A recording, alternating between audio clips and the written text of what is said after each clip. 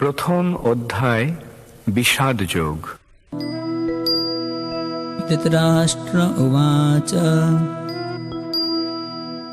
ধর্মক্ষেত্রে কুরুক্ষেত্রে সমবেতায়ুৎসব মামকাঃ পাণ্ডবাশ্চৈব Kim অকুর্বত Sanjay.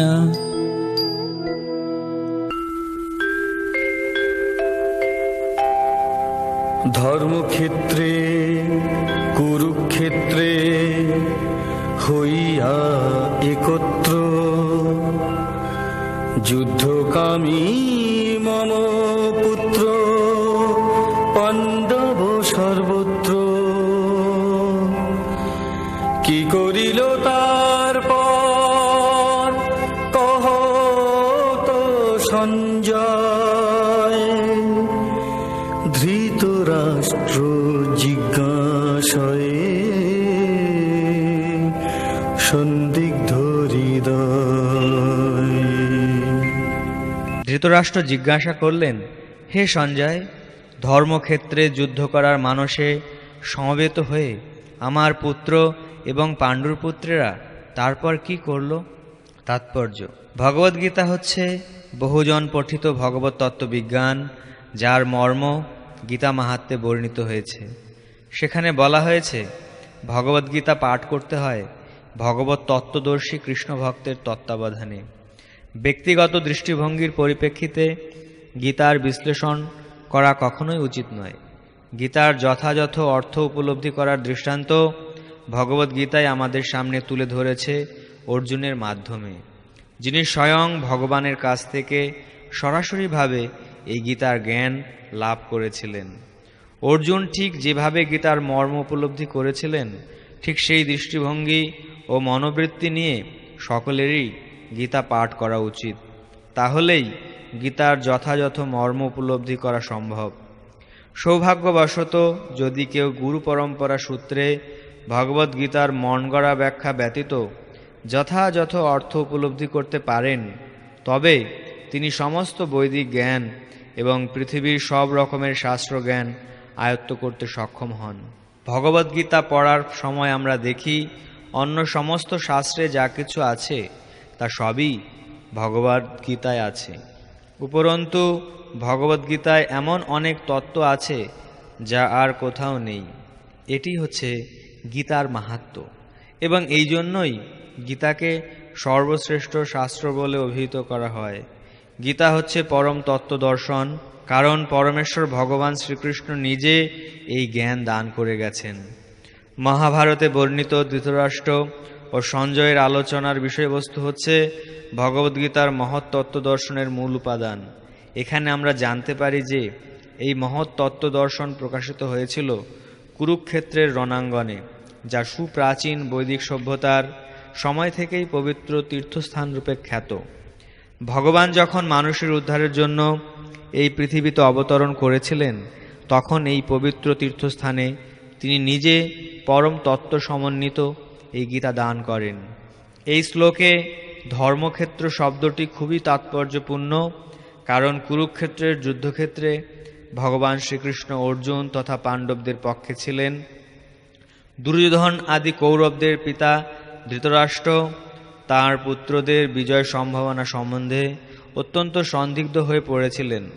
দ্বিধাগ্রস্ত চিত্তে তাই তিনি সঞ্জয়কে জিজ্ঞেস করেছিলেন, আমার পুত্র ও পাণ্ডুর পুত্রেরা তারপর কি করল? তিনি নিশ্চিন্ত ছিলেন যে তার পুত্র এবং পাণ্ডুপুত্রেরা কুরুক্ষেত্রের বিস্তীর্ণ ভূমিতে যুদ্ধ করবার জন্য সমবেত হয়েছিলেন, কিন্তু তবুও তার অনুসন্ধানটি ছিল তাৎপর্যপূর্ণ। তিনি চাননি যে পাণ্ডব ও কৌরবদের মধ্যে কোনো আপোষ মীমাংসা হোক, কিন্তু তিনি চেয়েছিলেন যুদ্ধে তার পুত্রদের ভাগ্য সুনিশ্চিত হোক। তার কারণ হচ্ছে কুরুক্ষেত্রের পুণ্যতীর্থে এই যুদ্ধের আয়োজন হয়েছিল। বেদে বলা হয়েছে কুরুক্ষেত্র হচ্ছে অতি পবিত্র স্থান, যা দেবতারাও পূজা করে থাকেন। তাই ধৃতরাষ্ট্র এই যুদ্ধের ফলাফলের উপর এই পবিত্র স্থানের প্রভাব সম্বন্ধে শঙ্কাকুল হয়ে পড়েছিলেন।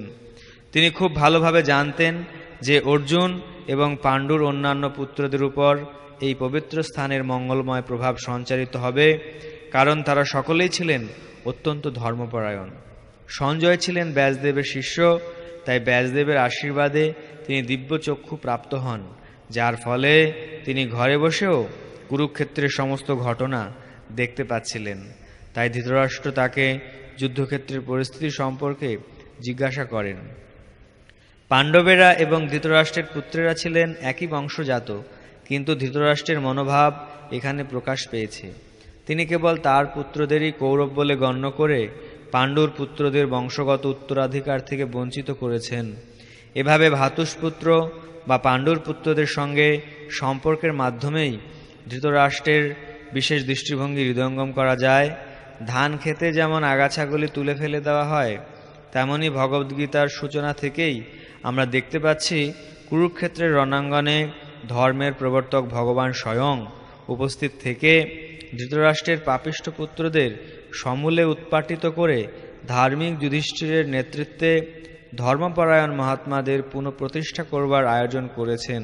বৈদিক এবং ঐতিহাসিক গুরুত্ব ছাড়াও সমগ্র গীতার তত্ত্বদর্শনের পরিপ্রেক্ষিতে ধর্মক্ষেত্রে ও কুরুক্ষেত্রে এই শব্দ দুটি ব্যবহারের তাৎপর্য বুঝতে পারা যায়। সঞ্জয় উবাচ দৃष्ट्वा तु पाण्डवानीकं व्यूढं दुर्योधनस्तदा आचार्यम् उपसंगम्य राजा वचनम् अब्रवीत्।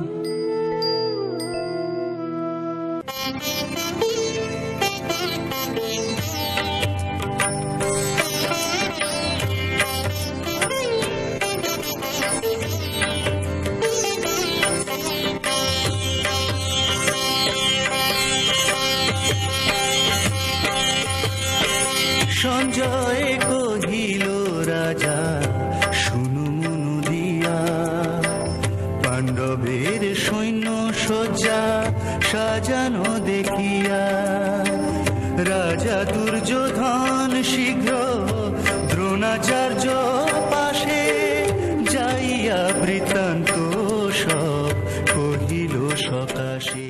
অনুবাদ: সঞ্জয় বললেন, হে রাজন, পাণ্ডবদের সৈন্যসজ্জা দর্শন করে রাজা দুর্যোধন দ্রোণাচার্যের কাছে গিয়ে বললেন। তাৎপর্য: ধৃতরাষ্ট্র ছিলেন জন্মান্ধ। দুর্ভাগ্যবশত তিনি পারমার্থিক তত্ত্বদর্শন থেকেও বঞ্চিত ছিলেন। তিনি ভালোভাবেই জানতেন যে ধর্মের ব্যাপারে তার পুত্রেরাও ছিল তারই মতো অন্ধ, এবং তিনি নিশ্চিত ছিলেন যে তার পাপিষ্ঠ পুত্রেরা পাণ্ডবদের সঙ্গে কোনো রকম আপোষ মীমাংসা করতে সক্ষম হবে না, কারণ পাণ্ডবেরা সকলেই জন্ম থেকে অত্যন্ত ধর্মপরায়ণ ছিলেন। তবুও তিনি ধর্মক্ষেত্র কুরুক্ষেত্রের প্রভাব সম্বন্ধে সন্দিগ্ধ ছিলেন। যুদ্ধক্ষেত্রের পরিস্থিতি সম্বন্ধে ধৃতরাষ্ট্রের এই প্রশ্ন করার প্রকৃত উদ্দেশ্য সঞ্জয় বুঝতে পেরেছিলেন। তাই তিনি নৈরাশ্যগ্রস্ত রাজাকে সাবধান করে দিয়ে বলেছিলেন, এই পবিত্র ধর্মক্ষেত্রের প্রভাবের ফলে তার সন্তানেরা পাণ্ডবদের সঙ্গে কোনো রকম আপোষ মীমাংসা করতে সক্ষম হবে না। সঞ্জয় তখনই ধৃতরাষ্ট্রকে বললেন যে তার পুত্র দুর্যোধন পাণ্ডবদের মহৎ সৈন্যসজ্জা দর্শন করে তার বিবরণ দিতে তৎক্ষণাৎ সেনাপতি দ্রোণাচার্যের কাছে উপস্থিত হলেন। দুর্যোধনকে যদিও রাজা বলা হয়েছে, তবুও সেই সংকটময় অবস্থায় তাকে তার সেনাপতির কাছে উপস্থিত হতে দেখা যাচ্ছে। এর থেকে আমরা বুঝতে পারি চতুর রাজনীতিবিদ হওয়ার সমস্ত লক্ষণগুলি দুর্যোধনের মধ্যে বর্তমান ছিল, কিন্তু পাণ্ডবদের মহতী সৈন্যসজ্জা দেখে দুর্যোধনের মনে যে মহাভয়ের সঞ্চার হয়েছিল তা তিনি তার চতুরতার আবরণে ঢেকে রাখতে পারেননি। পশ্যেতাম পাণ্ডুপুত্রাণাম আচার্য মহতিম চমুম व्यूढां द्रुपदपुत्रेण तव शिष्येण धीमता। আচার্য চাহিয়া দেখো মহতি সেনানি, পাণ্ডুপুত্র রচি আছে বুহ নানা স্থানে, তব শিষ্য বুদ্ধিমান দ্রুপদের পুত্র সাজাইল সব করি এক সূত্র। হে আচার্য, পাণ্ডবদের মহান সৈন্যবল দর্শন করুন, যা আপনার অত্যন্ত বুদ্ধিমান শিষ্য দ্রুপদের পুত্র অত্যন্ত দক্ষতার সঙ্গে বুহের আকারে রচনা করেছেন। তাৎপর্য: চতুর কূটনীতিবিদ দুর্যোধন মহৎ ব্রাহ্মণ সেনাপতি দ্রোণাচার্যকে তার ভুল ত্রুটিগুলি দেখিয়ে দিয়ে তাকে সতর্ক করে দিতে চেয়েছিলেন। পঞ্চ পাণ্ডবদের পত্নী দ্রৌপদীর পিতা দ্রুপদরাজের সঙ্গে দ্রোণাচার্যের কিছু রাজনৈতিক মনোমালিন্য ছিল। এই মনোমালিন্যের ফলে দ্রুপদ এক যজ্ঞের অনুষ্ঠান করেন এবং সেই যজ্ঞের ফলে তিনি বর লাভ করেন যে তিনি এক পুত্র লাভ করবেন, যে দ্রোণাচার্যকে হত্যা করতে সক্ষম হবে। দ্রোণাচার্য এই বিষয়ে সম্পূর্ণভাবে অবগত ছিলেন, কিন্তু দ্রুপদ তার সেই পুত্র ধৃষ্টদ্যুম্নকে যখন অস্ত্র শিক্ষার জন্য তার কাছে প্রেরণ করেন, তখন উদার হৃদয় সত্যনিষ্ঠ ব্রাহ্মণ দ্রোণাচার্য তাকে সব রকমের অস্ত্র শিক্ষা এবং সমস্ত সামরিক কলা কৌশলের গুপ্ত তথ্য শিখিয়ে দিতে কোনো দ্বিধা করেননি। এখন কুরুক্ষেত্রের যুদ্ধক্ষেত্রে ধৃষ্টদ্যুম্ন পাণ্ডবদের পক্ষে যোগদান করেন এবং পাণ্ডবদের সৈন্যসজ্জা তিনি পরিচালনা করেন। যেই শিক্ষা তিনি দ্রোণাচার্যের কাছ থেকেই পেয়েছিলেন। দ্রোণাচার্যের এই ত্রুটির দুর্যোধন তাকে স্মরণ করিয়ে দিলেন, যাতে তিনি পূর্ণ সতর্কতা ও অনমনীয় দৃঢ়তার সঙ্গে যুদ্ধ করেন। দুর্যোধন মহৎ ব্রাহ্মণ দ্রোণাচার্যকে এটিও মনে করিয়ে দিলেন যে পাণ্ডবদের, বিশেষ করে অর্জুনের বিরুদ্ধে যুদ্ধ করতে তিনি যেন কোনো রকম কোমলতা প্রদর্শন না করেন, কারণ তারাও সকলে তার প্রিয় শিষ্য। বিশেষত অর্জুন ছিলেন সবচেয়ে প্রিয় ও মেধাবী শিষ্য। দুর্যোধন সতর্ক করে দিতে চেয়েছিলেন যে এই ধরনের কোমলতা প্রকাশ পেলে যুদ্ধে অবধারিতভাবে পরাজয় হবে। अत्र सुरामहेश्वासा भीमार्जुनसमायुधि युयोधानो विराटश्च द्रुपदश्च महारथः दृष्टकेतुश्चेकितानः काशीराजश्च वीर्यवान् पुरुजित् कुन्तिभोजश्च शैब्यश्च नरपुङ्गवा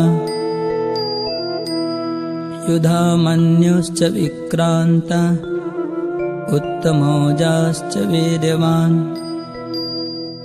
सौभद्रो द्रौपदेयाश्च सर्व एव महारथा। এই স্থানে বর্তমান বহু যোদ্ধাগণ, ভীমার্জুন সমতারা ধনুর্ধারী হন। যুযুধান বিরাট দ্রুপদ মহারথী সব, ধৃষ্টকেতু চেকিতান কাশীর পুঙ্গব, পুরুজিত কুন্তি ভোজ শৈব্যরাজাগণ, যুধামনু বিক্রান্ত নহে সাধারণ। বীর্যবান যে সুভদ্র দ্রৌপদেয়, সকলেই মহারথী কেহ নহে হেয়।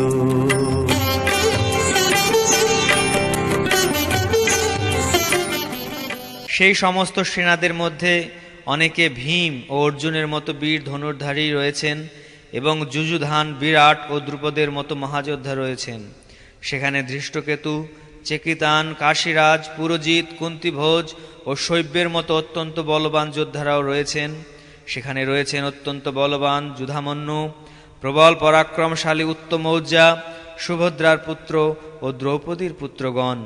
এই সব যোদ্ধারা সকলেই এক একজন মহারথী। তাৎপর্য: যদিও দ্রোণাচার্যের অসীম শৌর্য, বীর্য ও সামরিক কলা কৌশলের কাছে ধৃষ্টদ্যুম্ন ছিলেন এক অতি নগণ্য প্রতিবন্ধক এবং তার ভয়ে ভীত হবার কোনো কারণই ছিল না দ্রোণাচার্যের পক্ষে, কিন্তু ধৃষ্টদ্যুম্ন ছাড়াও পাণ্ডবদের পক্ষে অন্য অনেক রথী মহারথী ছিলেন, যারা সত্যি সত্যিই ভয়ের কারণ হয়ে দাঁড়িয়েছিলেন। দুর্যোধনের পক্ষে সেই যুদ্ধ জয়ের পথে তারা ছিলেন এক একটি দূরতিক্রম প্রতিবন্ধকের মতো, কারণ তারা সকলেই ছিলেন ভীম ও অর্জুনের মতো ভয়ঙ্কর। তাদের বীরত্বের কথা দুর্যোধন ভালোভাবেই জানতেন, তাই তিনি অন্যান্য রথী মহারথীদেরও ভীম ও অর্জুনের সঙ্গে তুলনা করেছেন। अस्माकं तु विशिष्टाये तानि बोध द्विजोत्तम नायका मम सैन्यस्य संज्ञार्थं तान् ब्रवीमि ते।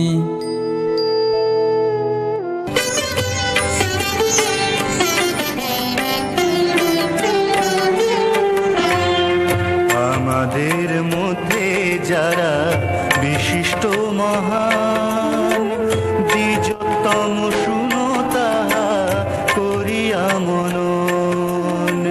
সেনাপতি যে যে সব মম সৈন্য পাশে সংগার্থে তোমারে কহি অশেষ বিশেষে।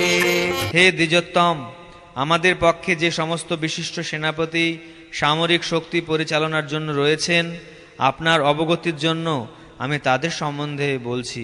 भवान् भीष्मश्च कर्णश्च कृपश्च समितिञ्जय अश्वत्थामा विकर्णश्च सोमदत्तिस्तथैव च। আপনি আর পিতামহ ভীষ্মাদিগণ কৃপাচার্য রণজয়ী হয় একত্রে বর্ণন। অশ্বত্থামা বিকর্ণাদি সমুদত্তিয়ার যথা যথা তথা তথা সৈন্য সে অপার। সেখানে রয়েছেন আপনারই মতোই ব্যক্তিত্বশালী ভীষ্ম, কর্ণ, কৃপা, অশ্বত্থামা, বিকর্ণ ও সোমদত্তের পুত্র ভূরিশ্রবা, যারা সর্বদা সংগ্রামে বিজয়ী হয়ে থাকেন। তাৎপর্য: পাণ্ডবপক্ষে রথী মহারথীদের বর্ণনা করবার পর দুর্যোধন তার স্বপক্ষে যে সমস্ত বীরেরা যোগদান করেছেন তাদের বর্ণনা করেছে। বিকর্ণ হচ্ছেন দুর্যোধনের ভাই, অশ্বত্থামা হচ্ছেন দ্রোণাচার্যের পুত্র এবং সমদত্তি বা ভূরিশ্রবা হচ্ছেন বাল্মীকের রাজার ছেলে। কর্ণ ছিলেন অর্জুনের বৈপিত্রেয় ভ্রাতা, কেননা রাজা পাণ্ডুর সঙ্গে বিবাহ হবার আগে কুন্তী দেবীর কোলে তার জন্ম হয়। কৃপাচার্যের যমজ ভগ্নীদ্বয়ের সাথে দ্রোণাচার্যের বিবাহ হয়। अन्ये च बहवः शूरा मदर्थे त्यक्तजीविता नानाशस्त्रप्रहरणा सर्वे युद्धविशारदा। আর যে অনেক বীর আমারও লাগিয়া আসিয়াছে হেথা সব জীবন ত্যাজিয়া। নানা অস্ত্র পানি সব যুদ্ধে বিশারদ, এরা সব হয় মোর যুদ্ধের সংসদ।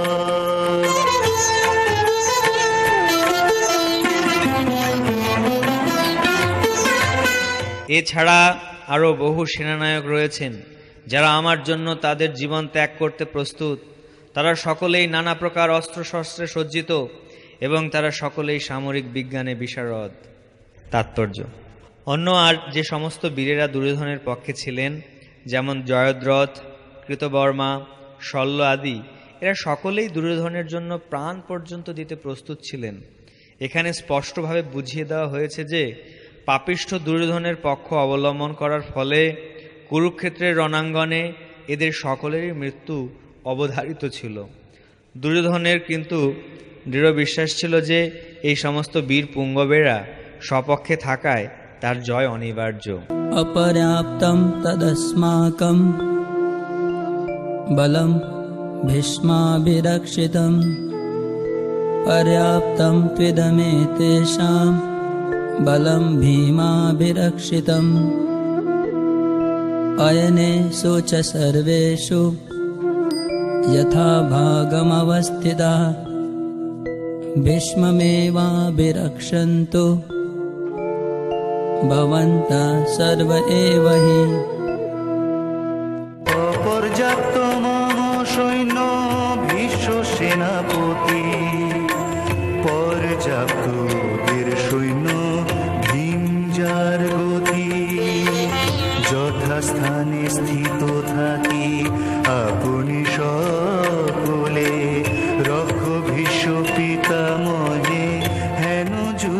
স্থলে। আমাদের সৈন্যবল অপরিমিত এবং আমরা পিতামহ ভীষ্মের দ্বারা পূর্ণরূপে সুরক্ষিত, কিন্তু ভীমের দ্বারা সতর্কভাবে সুরক্ষিত পাণ্ডবদের শক্তি সীমিত। এখন আপনারা সকলে সেনাব্যূহের প্রবেশপথে নিজ নিজ গুরুত্বপূর্ণ স্থানে স্থিত হয়ে পিতামহ ভীষ্মকে সর্বতোভাবে সাহায্য প্রদান করুন। তাৎপর্য: এখানে দুর্যোধন পাণ্ডব পক্ষ ও কৌরব পক্ষের সামরিক শক্তির তুলনা করেছে। পিতামহ বীরশ্রেষ্ঠ ভীষ্মদেবের রক্ষণাবেক্ষণাধীন অমিত শক্তিশালী এক সৈন্যবাহিনী ছিল দুর্যোধনের সপক্ষে। অপরপক্ষে পাণ্ডবদের সৈন্যবাহিনী ছিল সীমিত এবং তার সেনাপতি ছিলেন ভীমসেন, যার শৌর্যবীর্য ও সৈন্য পরিচালনার ক্ষমতা পিতামহ ভীষ্মদেবের তুলনায় ছিল নিতান্তই নগণ্য। দুর্যোধন চিরকালই ভীমের প্রতি ঈর্ষান্বিত ছিল, কারণ সে জানত যে যদি তাকে কোনোদিন মরতে হয় তবে ভীমের হাতেই তার মৃত্যু হবে। কিন্তু ভীষ্মের মতো বিচক্ষণ ও দুর্ধর্ষ যোদ্ধা তার পক্ষের সেনাপতি থাকায় সে নিশ্চিতভাবে ধরে নিয়েছিল জয় তার হবেই। দুর্যোধনের প্রতিটি কথাতে বোঝা যাচ্ছে যুদ্ধ জয় সম্বন্ধে তার মনে কোনোই সংশয় ছিল না। ভীষ্মের শৌর্যবীর্যের প্রশংসা করার পরে দুর্যোধন বিবেচনা করে দেখল অন্যেরা মনে করতে পারে তাদের শৌর্যবীর্যের গুরুত্ব লাঘব করে হেয় করা হচ্ছে, তাই তার স্বভাবসুলভ কূটনৈতিক চাতুরীর সাহায্যে সেই পরিস্থিতির ভারসাম্য বজায় রাখার জন্য সে উপরোক্ত কথাগুলি বলেছিল।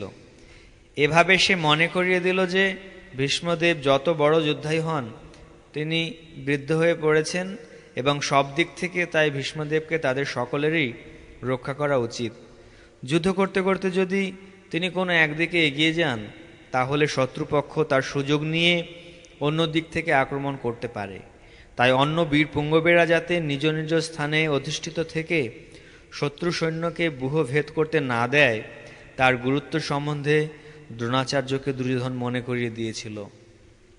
দুর্যোধন স্পষ্টই অনুভব করেছিল যে কুরুক্ষেত্রের যুদ্ধে তার জয়লাভ সম্পূর্ণভাবে নির্ভর করছে ভীষ্মদেবের উপর। দুর্যোধনের দৃঢ় বিশ্বাস ছিল সেই যুদ্ধে ভীষ্মদেব ও দ্রোণাচার্য তাকে সম্পূর্ণভাবে সহযোগিতা করবেন, কারণ সে আগেই দেখেছিল যখন হস্তিনাপুরের রাজসভায় সমস্ত রাজপুরুষদের সামনে দ্রৌপদীর বস্ত্রহরণ করা হচ্ছিল, তখন তাদের প্রতি অসহায় দ্রৌপদীর আকুল আবেদনে সাড়া দিয়ে তারা একটি কথাও বলেননি। যদিও দুর্যোধন জানত তার দুই সেনাপতি পাণ্ডবদের বেশ স্নেহ করতেন, কিন্তু তার বিশ্বাস ছিল যে পাশা খেলার নিয়ম অনুসারে তারা যেমন তাদের স্নেহ প্রবণতা বর্জন করেছিলেন, এই যুদ্ধেও